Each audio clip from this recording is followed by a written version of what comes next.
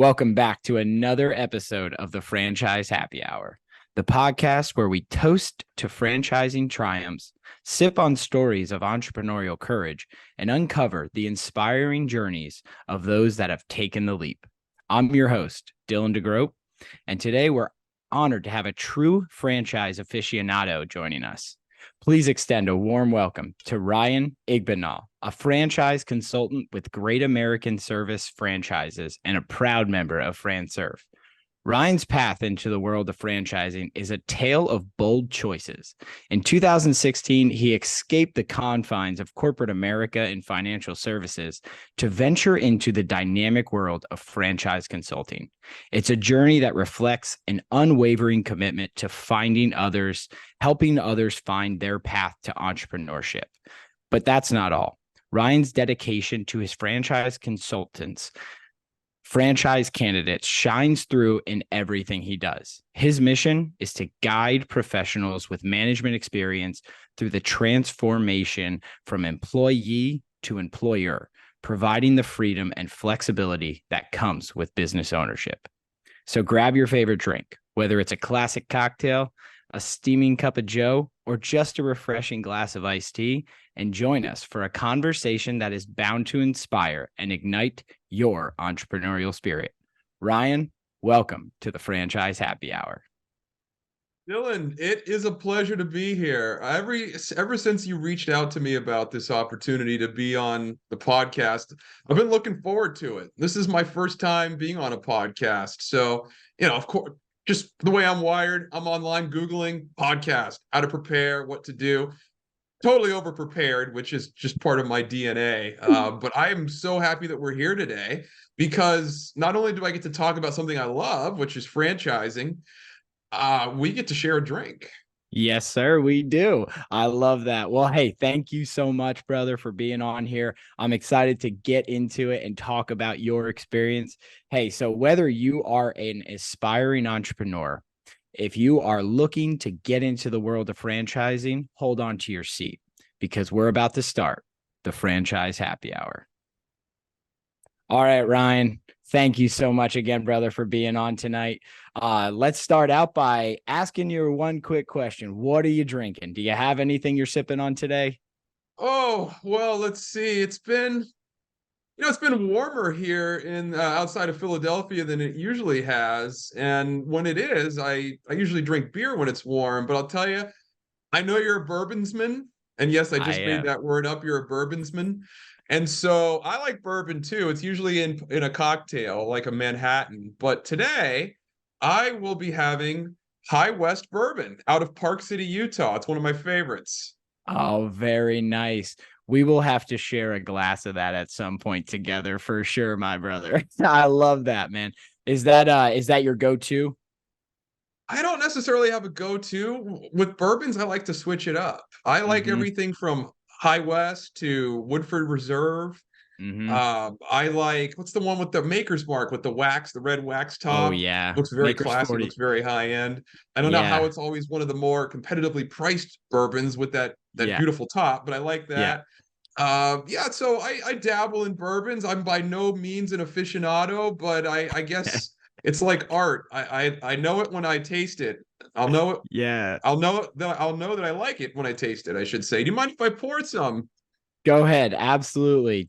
Thank you. I need a little bit of all lubrication since I'm going to be talking here with you. So let me put a little Salud. a little bit of bourbon in my glass, and then we're going to be off to the races, as they say. That's it. Hey, I'm doing a little thing for my health and also just because it's October. Normally I'm drinking just a standard Miller Lite, but today so I just started sober October. So you got to watch out. I'm trying my best. I'm only 5 days in and I'm already thinking about having beer, but I'm drinking a Coke Zero today, but I cheers to you, brother. And let's get this journey started. Oh, well, you know what, Dylan, I respect that. Your liver needs a reset every so often. I hate to be the bearer of bad news, but this is actually healthier than what you're drinking. That's probably a lot more accurate than I'd like to admit. My wife, she absolutely hates that I drink so much Coke Zero. I had somebody who does our lawn come in here and see our recycling bin, and they were like, why do you drink so much Coke Zero? And I'm like, that is not what I want to hear from the lawn provider. Hey, like, who are you? Are you from Pepsi corporate? Are you undercover? What are you doing here? Was it a Exactly. franchise lawn care company? It was. So Perfect. yes, it was. So at least we're employing the right people, right? Yeah. But no, so hey, let's dive right in. I appreciate you having that sip, and please sip some for me tonight too, because I can already feel it. That first one was for me. This one's for you. There you go. I love it. Thank you so much, brother. Hey, well, let's start out by asking, just starting out, let's talk about your journey into franchising. If you want to explain, how you came from that corporate America and what inspired you to become a franchise consultant. Dylan, I always like answering that question.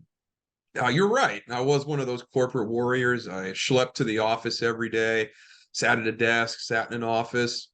My path to franchising, I guess you could say it was not traditional. A lot of franchise consultants, and we go by different names. Sometimes we're called franchise brokers, franchise Mhm. consultants. I like to hold myself out as a franchise coach, but at the end of the day, Mm, we all kind of do the same thing, and that's help people buy franchises.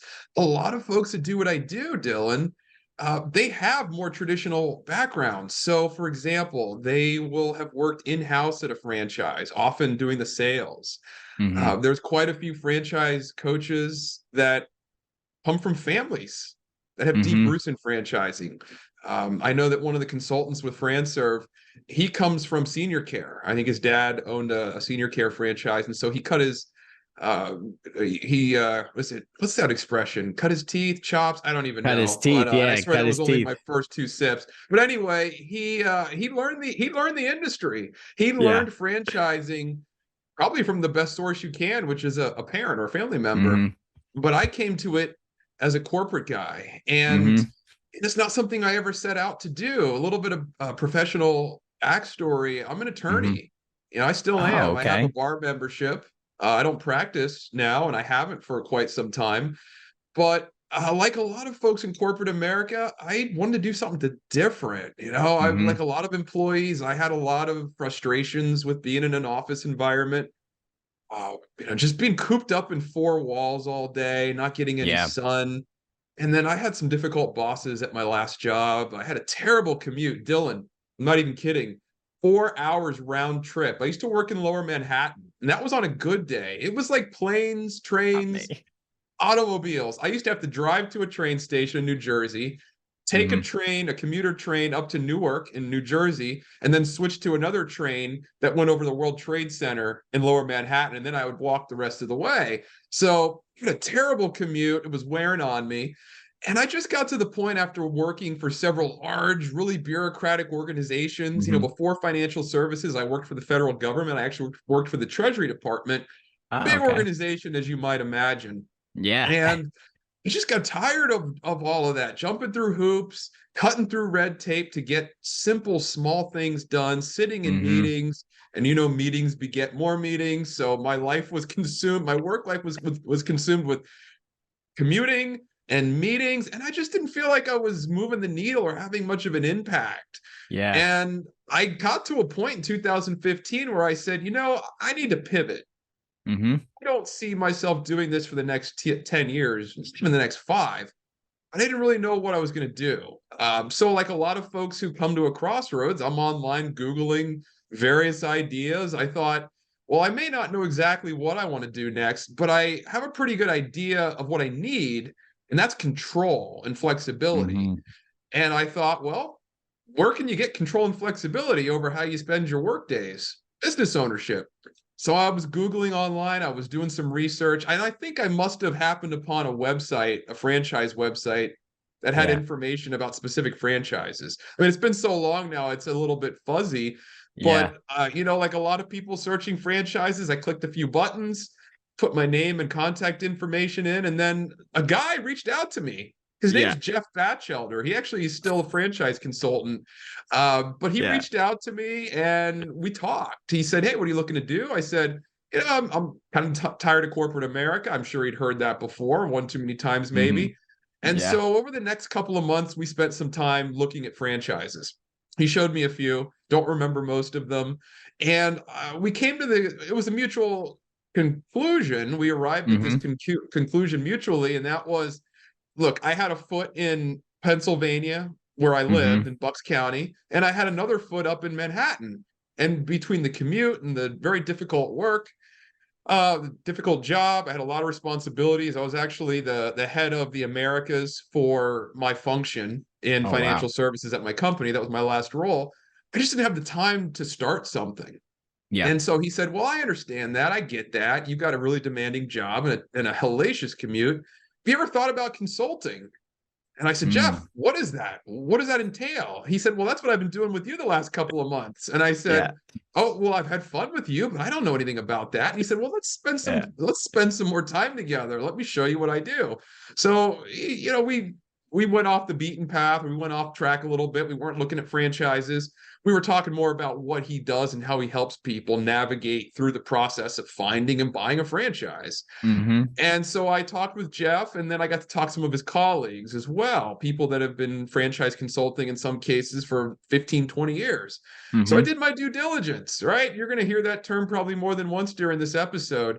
Part of it's Absolutely. because it is part of the vernacular of franchising, and then part of it is I am an attorney. Like I said, due diligence is, if you're an attorney and you don't use the word due diligence at least once a day, you're not a real attorney. So Yep. it was a process of talking with Jeff, learning more about how he did what he does, and then learning as well from his colleagues. And then I initially set out to do this part-time. I thought I was going to keep my job and then kind of do this part-time. And then it became apparent pretty darn quick that there was no way I was going to be able to do this part-time, do it well part-time. So I made a business decision at the end of 2015, and I decided that the next year in 2016, I was going to put in my notice. That was an eventful year. I'll tell you, at the time I was engaged, and I told my fiance, I said, I don't want to do this corporate thing anymore. I want to try the franchise consulting full-time. I want to help people escape, which is what I'm looking to do, from Yeah. sitting behind a desk and dying slowly every day. Yes. So Yes. she's like,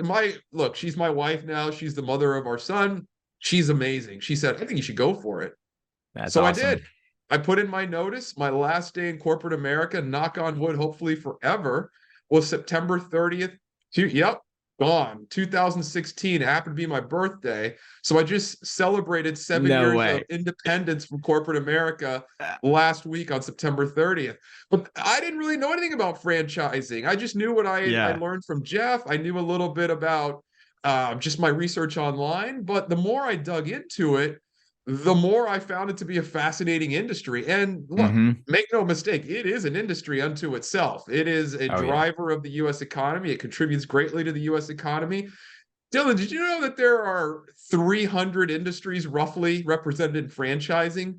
I It's didn't know that there big, was that many. it's complex, it's dynamic, it's ever changing. And these are all things I learned along the way. But I got sort of a crash course on franchising. And then I decided, like most consultants, I joined a franchise consulting organization. You mentioned the name a little bit earlier. It's called FranServe. There are a number of us. Fortunately, it's like a franchise. You get training, you get support. We have a convention every year, like most franchises do. So I've learned a lot by being part of FranServe, and I've learned the most, yes, from working with candidates to help them buy franchises, but also through my Yeah. colleagues.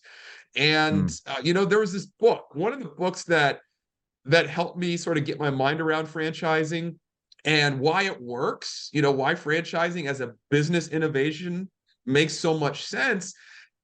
There's a book called The E-Myth Revisited. It started off as the E-Myth, M-Y-T-H, the letter E, M-Y-T-H, written by a guy named Michael Garber. It's a little dated now, but it's been updated. That's why it's the E-Myth Revisited. Okay. And he makes a number of points in the book. If you haven't read it, I highly recommend that you get your hands on a copy. You can get it I cheap, will. paperback. But the thing I took away a number of points, but I think the top point I took away, the thing that stuck with me and still does, resonated with me, is that really every great business, every well-run business is at heart a franchise. Mm. And what Yeah. Gerber Yeah. means by that is every successful business, every well-run business has systems, has processes, has procedures, everything's documented. And so even Mhm. if you have a business, it's not a franchise. And if it's successful, you've probably done all that. You've probably Mhm. documented everything that you do, everything from customer service to your marketing to your vendor Mhm. sourcing. If you do any of that, to ordering supplies, it all has to be broken down. It all has to be into in a process. And so Mhm. I said, wow, I picked the book up not even knowing he was going to talk about franchising. I'm not even Right. kidding. Among the books I was reading, small business books I was reading, that one popped up. It was on almost all the lists of top small business books. And it was Okay. by chance that he dedicates a large section of the book to talking about franchising and how really every great business is at heart run as a franchise. And so I Yeah. had kind of decided I was going to leave corporate America at that point to be a franchise coach, consultant, call me whatever, as long as you call me. And then reading that book, it was kind of like divine inspiration. It was like, you know what? That seals it. I'm done with corporate. I'm doing this franchise thing. And I haven't looked back. 7 years and 5 days later, I'm still going strong. So that's I my love it. story. Dude, hey, cheers to the 7 years for sure. That's awesome, man. Thank you. Congrats on that. That is actually a very unique story. I've not had someone on the podcast yet that really talked to a consultant and then had, ultimately your competitors, but at the same time, I like you said, you guys work a ton together. You guys collaborate, hey, help each other out. But at the same time, he just threw somebody else in the mix to take leads away, right? And it's like that's really cool. I think that's how promising the franchise industry really is, both to individuals who get into it on your side or get into it as a franchisee and or as a franchisor if you come in with a brand. It just shows how promising it really can be to have that business in a box and what that can actually mean and really do. I think that's such a cool story, man. So congrats to you Thank on you. 7 years. That's awesome. Thank you. And I'm glad to hear that your wife supported you on that. That is Yeah. extremely important, obviously as you're taking that leap of faith yourself. I mean, and that's awesome to hear that you had that support and now you're able to do that for other people. So that's so cool, man. So, May I you add know what one I piece of additional information to that story, Dylan? Go ahead. Go ahead. So Tell me. I mentioned 2016 ended up being a very eventful year. I put in my notice with corporate. I left on Mhm. September 30th. 8 days, no, 9 days later, we flew to Cabo San Lucas and got married in Oh, no Mexico. way. That's Yeah. awesome. Yeah, That's I mean that was cool. all planned. It wasn't on a Yeah. whim, so it was Yeah. all planned. We went down there, we got married, and I actually found out that I closed my first deal while we were down there, Ah, nice. neck deep in wedding preparations for the big day, which was October 8th. Actually, we're 3 days away from my 7th anniversary, so it was a Wow. very eventful year. And then we ended up going on our honeymoon the beginning of. Actually, no, it was the very end of 2016, and then Mhm. into early 2017. So 2016, man, it was just really a whipsaw type of year. It had just about everything. Maybe I'll write a Yeah. book about it or make a movie about it one day. We'll see. I love it. Yeah, dude, that's cool. Fall is like your time of year. That's like It your time. is. When's your Hey, daughter's man, I'm birth? wearing a sweater. I love fall. Yeah. Look at me. I'm ready. You said do you have a son or a daughter? I have I a know that you son. said you had a He's child. 3 years old. 3 years old in about 4 months. Okay, nice, Yeah. nice. I was about to say, don't tell me that they were born in the fall too. I was like, man, that's Yeah. crazy. And he made that thing on I the wall love with the it. handprints. He actually made Yeah. that. So He's a talented young kid right there. I like that. he He's got it. is. Look, He's he's going to got be a a regular Picasso Picasso. or something one day. Yeah, We'll I see. love it. Maybe he'll franchise a painting concept. You never know, It's right? been done before. It's true. Paint and Exactly. sip, Hey, it's out there. yes, yes, sir. Hey, so talk to me about Great American Service franchises. Where did you get the inspiration? How did you get started? Where's the name come from? Tell the viewers a little bit about your company. Yeah, hey man, you're asking all the right questions. How I got into this, why is my company called what it is? I like answering these questions. So, Great American Service franchises. I got a website. I'm on LinkedIn. If anybody ever wants to look it up, there's some backstory on there. But you know, it's about the American dream, and this might sound a little hokey. It might sound a little trite, but it doesn't to me. And my value proposition is Great American Service Franchises introduces focus and inspiration while removing overwhelm from your search for a recession-resistant service franchise that will empower you to grow your income, build wealth, create a family legacy, and on your own terms. I know it's a bit of a mouthful, but at the end of the day, this is about helping people take control, right?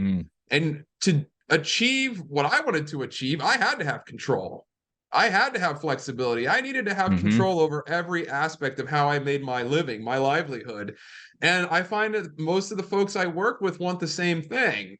They want to grow their income. They want to build wealth for themselves and families if they have a family. They want to create a family legacy, something they can give to their kids, right? And they want to do it on their terms. And that's why that's in there. And the way you do it is you got to get control. And so if that means stepping out from behind a desk in an office, that's what you have to do. And so that's what I strive to help people do.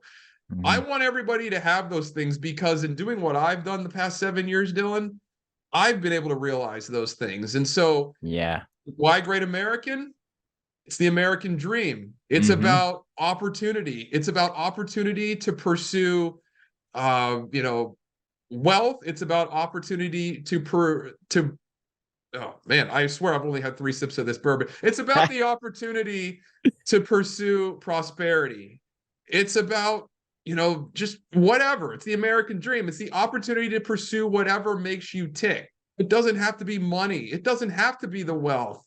But I'll tell you what, everybody I work with, even if money is not the first and most important, it's not their guiding star, everybody wants more control. I don't think I've ever talked to a candidate in 7 years of doing this that didn't want more control. And even if that means they're able to pursue hobbies, or heck, if they want to sit on the couch and binge Netflix shows that they like, you got to have that flexibility and control. And ultimately, that's what I'm helping people grab, is that. And then, the wealth and the legacy and the income, those are nice to have, but those all kind of flow from the flexibility and control that you get when you're in business.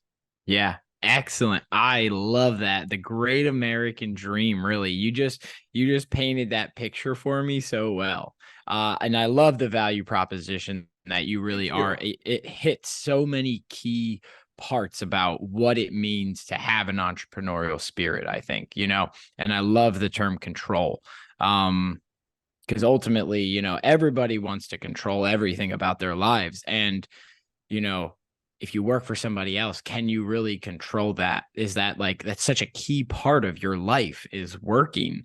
Even, the great American dream is to, pay taxes and die. No, it's not, right? It's to own your own business and have control. I think that is awesome. So it's to pursue what makes you tick. It's to pursue your passion. It really is. And we don't talk about the American dream enough, I don't think. Yeah. I consume a lot of news. I don't hear the term. It just doesn't come up enough, but we all want it, even if it's not top of mind and on our lips. We want the American dream. We want all the bundle of sticks that comes with the American dream. But I do firmly believe that at the core, it is about being able to pursue. And again, to pursue, you must have control. You must be able to structure your life in a way that you're oriented to just pursue whatever it is you're after. So that's the backstory for the UVP, or the unique value proposition. I love it, man. And I think you've done an excellent job building that.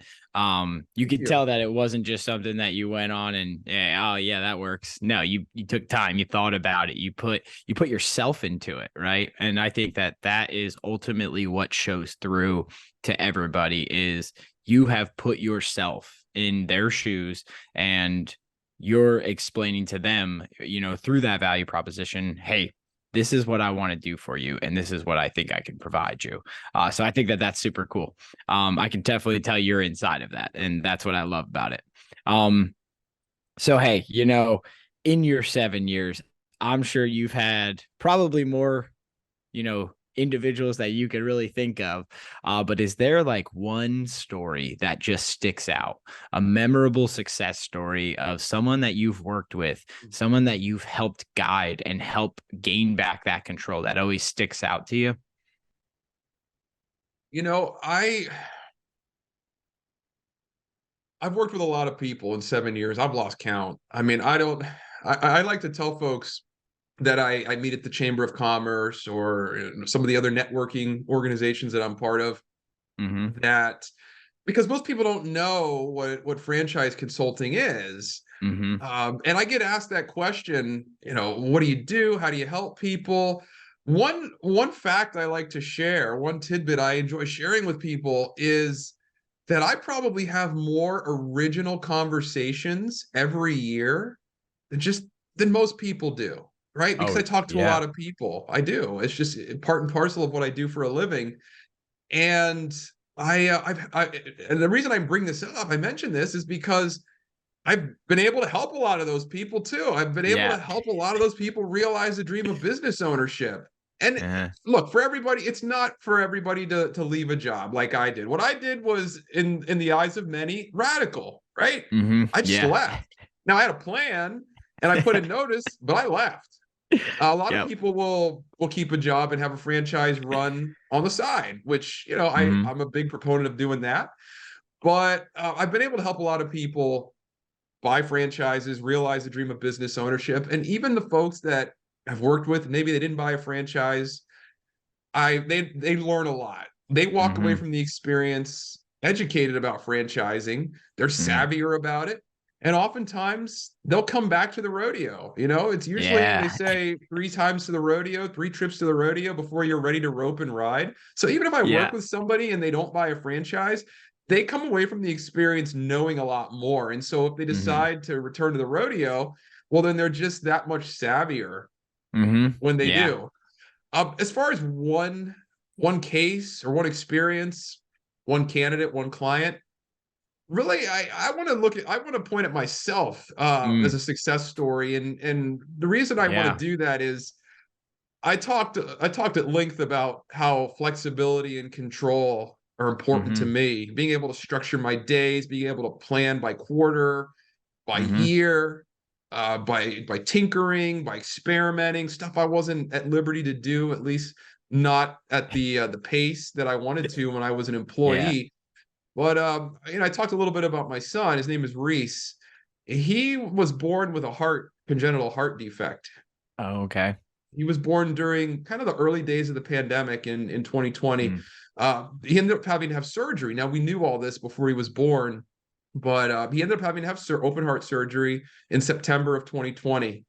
Yeah. And it was rough, right? Any Mm-hmm. parent that's had a child that's had health Mm-hmm. concerns, struggles, it wears on you as a parent. Well, during that entire time, Dylan,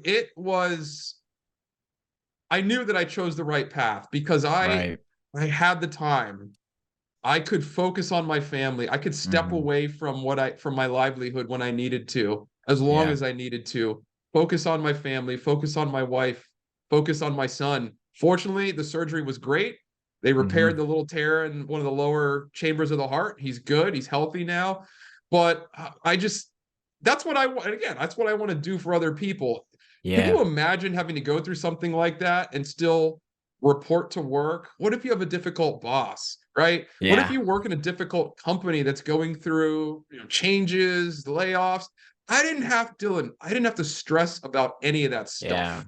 I didn't Mm-hmm. have to think about it at all. When I was ready to go back to do this full time, I did. But Mm-hmm. that to me, that is the greatest success that comes out of my career, my livelihood of being a franchise coach, is Yeah. to be able to pivot away from Mm-hmm. whatever I need to do, whether it's this or something else, and spend the time on what really matters. And in that time of my life, what mattered, all that mattered was my family and making sure that my wife was supported and that Mm-hmm. our son was supported through that surgery and the recovery. So, this I don't know if I'll do this the rest of my career. I hope I will. But if I do something else one day, you know, maybe a 50, 60 years old decide to hang this up and do something entirely different. Maybe I'll work on my golf game full time. I will never forget that experience. And I will always be grateful. I will always be grateful that I was able to do that and have the flexibility to do that because of by virtue of what I do and the flexibility that comes along with it. Wow, what an incredible story. And it really does 100%. It just shows through so much of, you know, what you've gone through and how something so, you know, unexpected in your life can happen. And how is your job going to react? Right. And exactly that. I mean, I don't know how many companies out there would just be like, absolutely, take care of your family, right? It's like, yeah, but you know, end of month is coming up, and it's like, are you serious? Like, so incredible for you to have, you know, have that opportunity to be there for your family and your young boy right there. I mean, I'm sure your wife really appreciated that. So, hey, And that's, look, keep in mind, this was before work from home was a thing. And I was mhm, working up in Manhattan before I mhm, left to do this. They don't believe in work from home unless the nah, office is shut down by law, yeah, essentially. yeah, I would have been probably schlepping up there most days all during the week, yeah, and I wouldn't have been able to concentrate on that work. I yeah, wouldn't have. Just wouldn't have mattered. It would have been so trivial and insignificant to me. So, you know, you asked the question, that's my greatest success, I think, is just being blessed yeah, to have just being in a place where I could focus on my family. That's yeah. everything. I think that is an excellent story. Do you share that often with candidates as you're going through the process with them? Comes up every so often. I try Mhm. to so one of the things that's a challenge for the podcast is I'm talking about myself so much. But when I work with candidates, yes, I do talk about myself. Everybody wants to know what I've done. Look, Yeah. my professional life, it's an open book. It's all on LinkedIn. If you want to see it, it's up there. Schools, work, what have you. But I don't always speak at length about my background or what inspired me to get into Mhm. franchise coaching. It's more about the candidate. Look, it should be, right? It's their Yeah, story, it's their absolutely. journey. I'm there to Mhm. help them along the journey to provide Mhm. good advice and counsel. But yeah, it's just I don't get to share that story very often. And so I actually want to thank you for allowing me Yeah. to do that.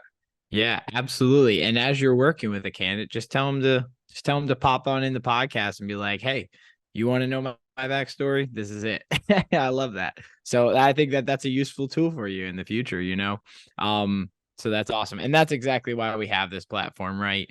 Something that you can come on, do something that you're not used to. Talk about yourself. You know, franchise consultants, if there's one thing I've come to learn and I've come to realize is the good ones care a lot about their candidates. They really, truly do. They feel like they become part of their family, whether it's extended, you know, all that stuff. But it is, you can tell there is a very noticeable difference, and that's who we have here on the podcast, right? That's exactly who you are, Ryan, and that's why we're talking. So I appreciate you for being exactly who you are. um, Thank you, Dylan. Thank you, man. absolutely, yeah, for sure. Hey, so you know, not everything is you know, butterflies and rainbows. Let's talk about some challenges, right? What have been Yeah. some challenges that you've had, whether it be difficult situations that you've went through with candidates, or maybe it's a difficult time you've had to deal with something on a franchisor level, right? Like the franchisor's dropping the ball. What are some challenges that you've met as you've gone through this industry? That's another. See, you're only asking great questions. I feel like I should just be your guest every week because your questions are on point. Look, my challenges are similar to other small business owners, right? You got to stay up on trend. You got to keep abreast of trends, industry Mm-hmm. trends. That is, um, you know. But I don't blindly follow the crowd. I'm aware of trends. I have to be, but I also have to make sure that I'm not blindly following the crowd. What do I mean by that? You know, sometimes there's a hot franchise that grabs everybody's attention, and consultants just gravitate. They rush toward there. And sometimes it makes sense to do that, but it doesn't always make sense to do that. So just taking a timeout, 20-second timeout, like NBA basketball, Yeah. and just making sure I'm not following the herd. Yeah. I'll tell you, you also have to take time to sharpen the saw. You have to live in balance. You Mm-hmm. can't just spend all of your time working. Again, that's a common challenge for small Mm-hmm. business owners. And so you have to be multidisciplinary. You have to be a bit of a renaissance person. So you can't just Yeah. work. You got to exercise. You've got to, Yeah. spend time with family. You've got to have fun. You've got to make time for all of that. I Mm-hmm. think another challenge is just being mindful, consistently ensuring that I'm mindful about trying to put myself in my candidate's shoes. When I work with a Mm-hmm. candidate that's looking at franchises, I have to remind myself, I have to constantly remind myself that 7 years ago, I was in a very similar position. I was contemplating making a very big decision that was going to take my life in a different direction. And that's the way it is for all of the candidates Mm-hmm. I work with. So make sure that you understand, you empathize, you sympathize, and you can do Mm-hmm. that, right? You can do Yeah. that, but you sort of have to pinch yourself and be intentional about it. So that, I guess, that's a challenge. And then Yeah. just staying abreast, staying up on what's happening in the broader economy.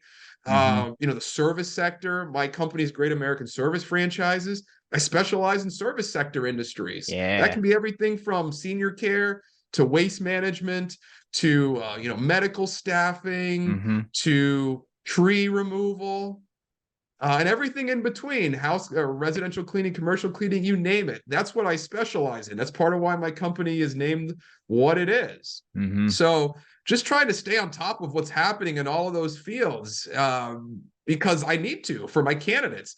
I need Right. to know what's happening in the broader economy so that I can make good informed recommendations on which parts of the service sector, which industries in the service Yeah. sector they should consider looking at for a franchise.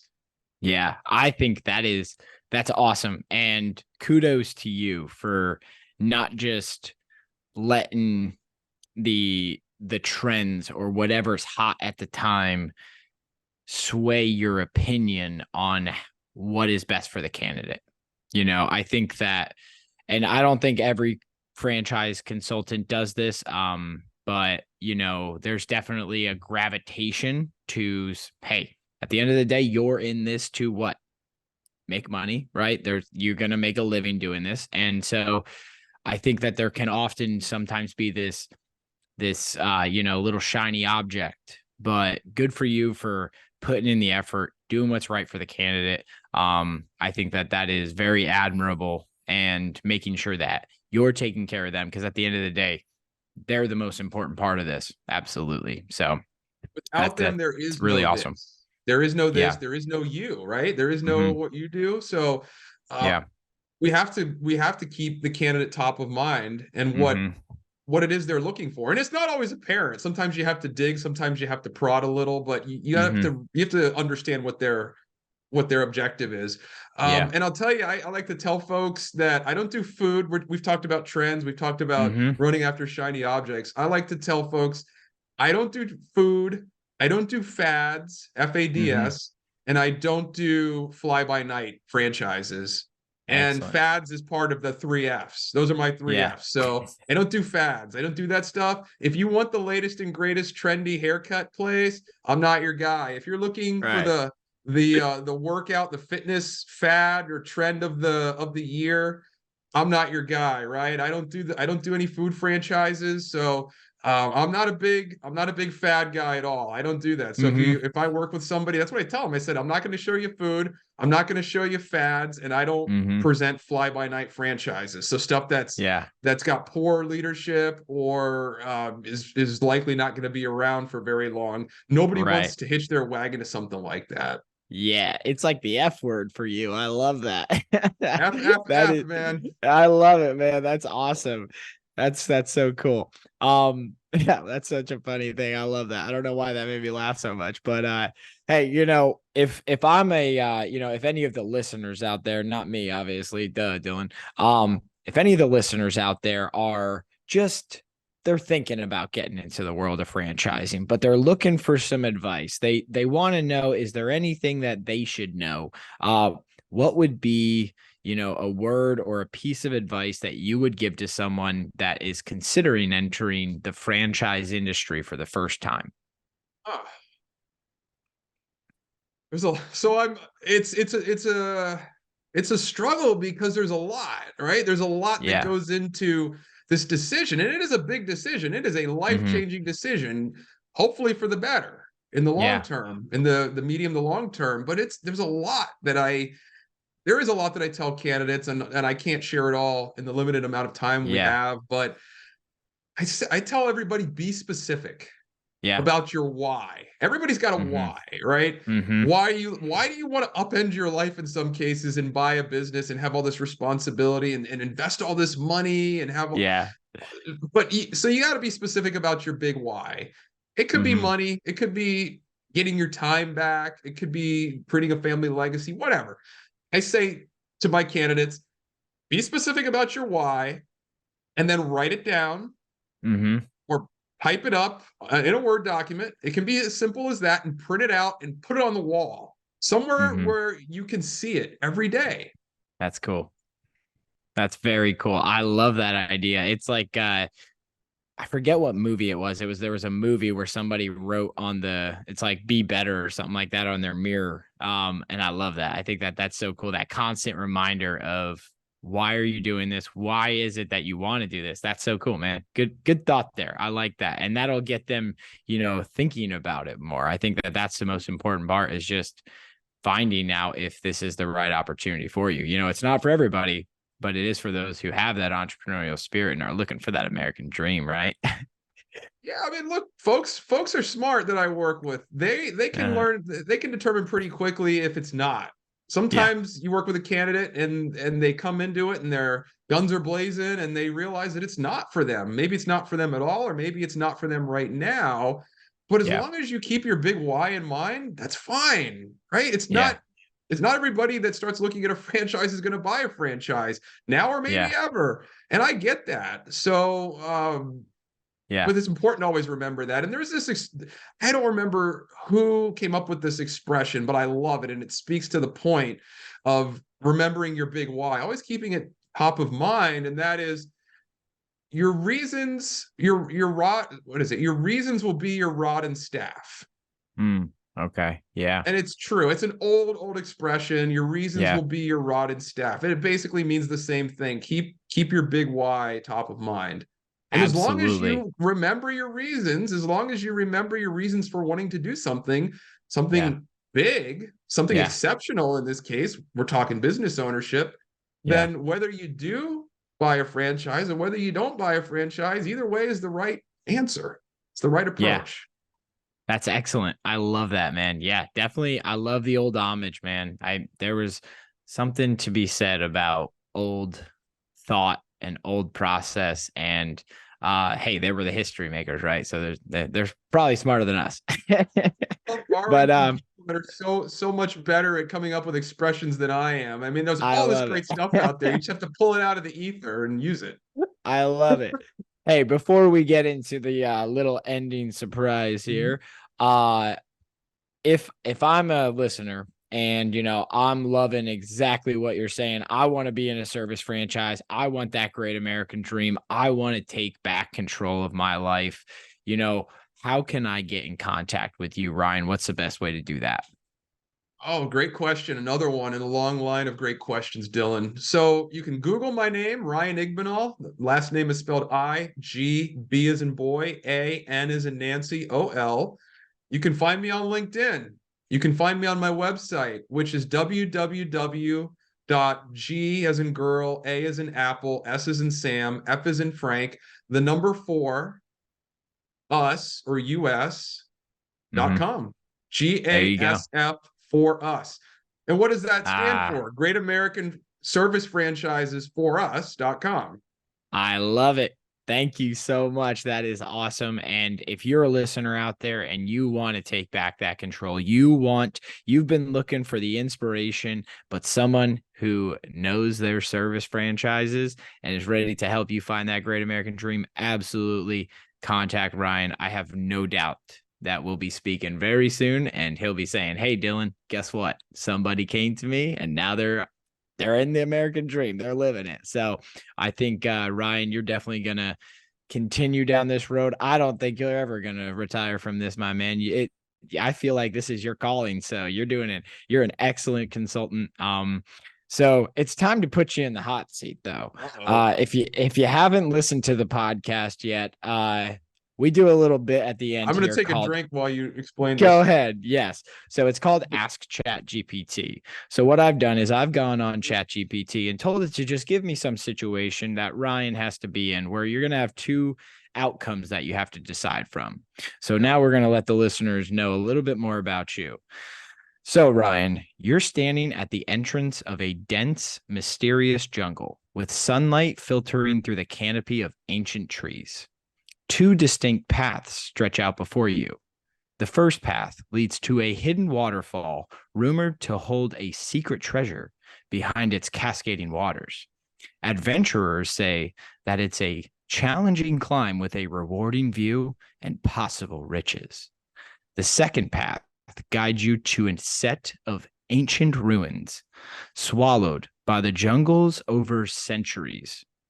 It's a journey filled with history, archaeological wonders, but it's also known to be an intricate maze with unpredictable twists and turns. You must now decide whether you're going to chase the allure of hidden treasure at the waterfall or unravel the mysteries of the ancient ruins. Which will you do? Dylan, you along with Chat GPT paint quite a compelling scenario here. For me, it's easy. I'm going door number 2. I'm going to the ruins, and here's why. I don't like heights. I'm not climbing a waterfall. It's not going to happen. I was just in Orlando at Disney and Universal actually last week. I don't do roller coasters like the tall ones. So I'm not going to the waterfall. I'm not climbing the waterfall. So I'm going to the ruins. I love history. Yeah. I think archaeology is such a cool science, such a cool discipline. I'm going maze all day long. Do I have a camera on this trip? Because I'm taking a ton of pictures. Heck yeah. You have whatever you want on this trip, and I love it. Hey, listen. Hey, Ryan's going, and he's not climbing no waterfalls, okay? Not today. Not happening. He hasn't had enough bourbon yet.